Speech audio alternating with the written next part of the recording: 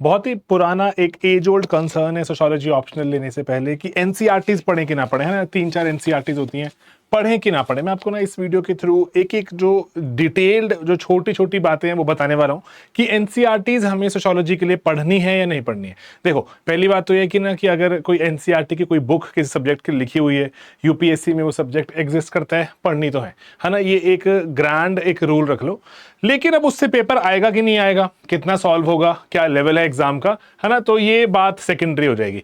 तो इसी particular PPT में वीडियो में मैं आपको यही बताने वाला हूँ कि हमें एनसीईआरटीज पढ़नी है या नहीं पढ़नी है। ओके, देन एनसीईआरटीज जैसे आप सबको पता है कि जितनी भी एनसीईआरटीज होती हैं, जैसे भी होती हैं, तो एनसीईआरटीज प्राइमरीली आपको पता है कि थोड़ी सी सरल भाषा में होती हैं, थोड़ी एक कॉन्सेप्चुअल एक बेसिक अंडरस्टैंडिंग डेवलप करवाती हैं, और यस जीएस में भी काम करती हैं, जीएस में भी हेल्प करेंगी आपकी।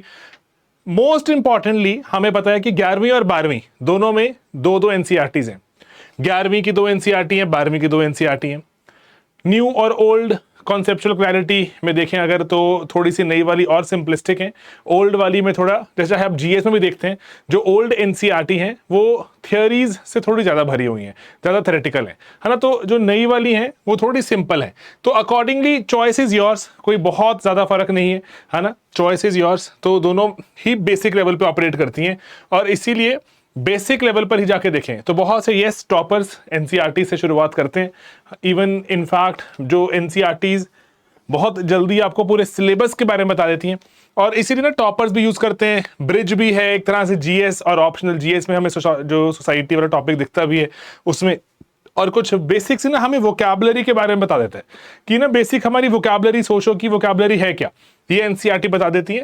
एंड जैसे अगर मैं आपको चीज बताऊं तो इसीलिए रैपिडली अगर प्लान बनाना है तो रैपिडली 11वीं की एनसीईआरटीज एंड देन 12वीं की एनसीईआरटीज खत्म करके अगर बेसिक से जो कॉन्सेप्ट्स अंडरस्टैंडिंग ले पाते हो, क्योंकि देखो यहां पर ना अगर आप टॉपिक्स खोलते भी हो तो आपको एक बात समझ आती है कि ना ये बहुत रैपिडली कवर हो रहे हैं, बहुत जल्दी जल्दी कवर हो रहे हैं। और कि सोशियोलॉजी का जन्म कैसे हुआ, अच्छा जी पॉलिटिकल साइंस और सोशियोलॉजी में क्या फर्क है, सोशो और एंथ्रो में कॉमन सेंस क्या होती है ना।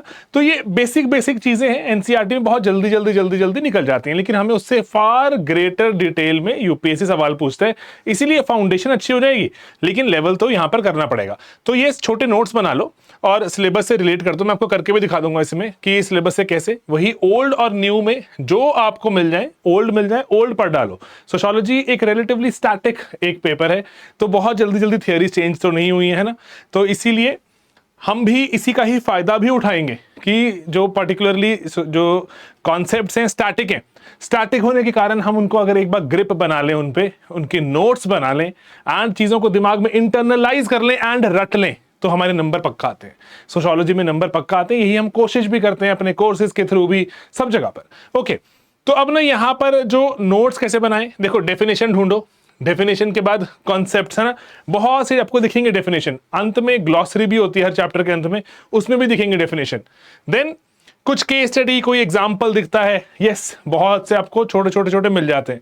जैसे शुरुआत में ही common sensical explanation of poverty क्या है, सोशियोलॉजिकल एक्सप्लेनेशन ऑफ पॉवर्टी क्या है। सिंपल एग्जांपल है, हमने नोट्स में डाला हुआ है, लेकिन काम का है।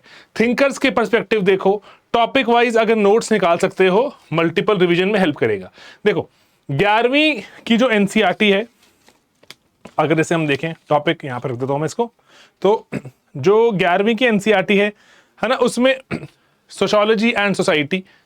अब पेपर 1 में तो हेल्प करता है, ये ना ब्रॉडर सोशियोलॉजी के बारे में बताएगा आपको कि पेपर 1 में जैसे आपको जो डिसिप्लिन, स्कोप और सोशियोलॉजी एंड कॉमन सेंस के बारे में ये फाउंडेशन बिल्ड करेगा। देन टर्म्स, कॉन्सेप्ट, ये चैप्टर है, 5 चैप्टर लगे हुए हैं। टर्म्स आपको जैसे साइंस क्या है और वेरियस बेसिक वोकैबुलरी के बारे में बताएगा। देन अंडरस्टैंडिंग सोशल इंस्टीट्यूशंस जैसे कि किनशिप वगैरह सब चीजें, बेसिक बेसिक सोशो की टर्म्स ये आपको पता चलेंगी।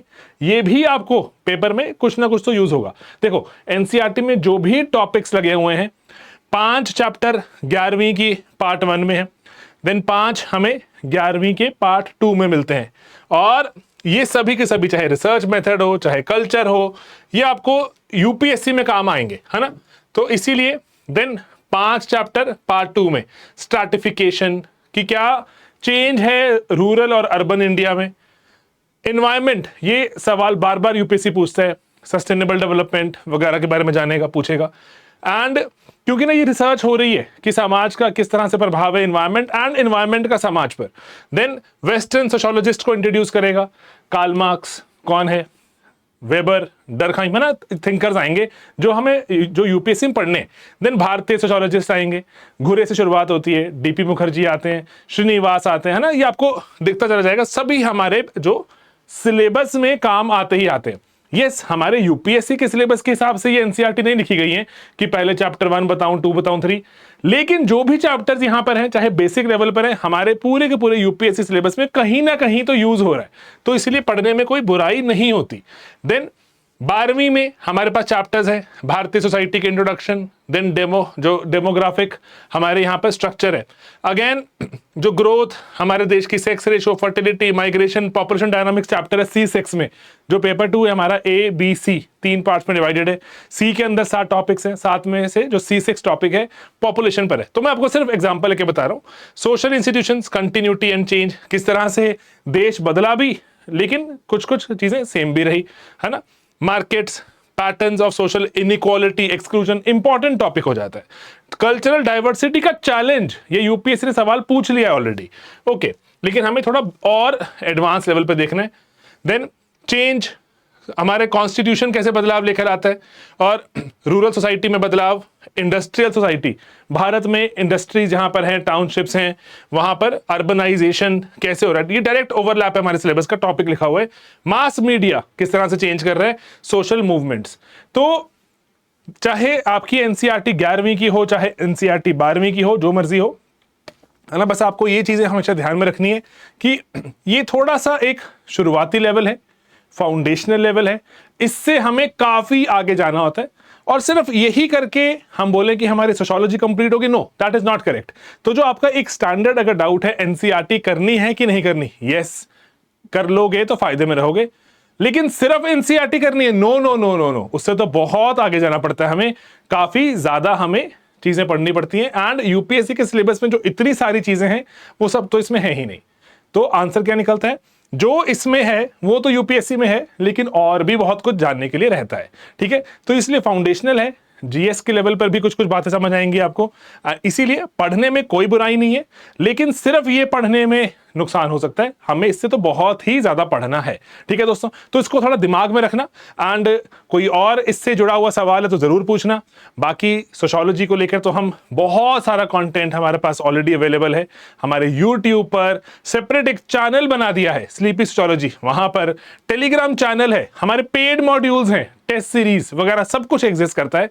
आप एक्सप्लोर करना शुरू करेंगे सोशियोलॉजी में, यू विल फाइंड कि शायद स्लीपी से ज्यादा कोई भी सोशियोलॉजी को कवर नहीं करता।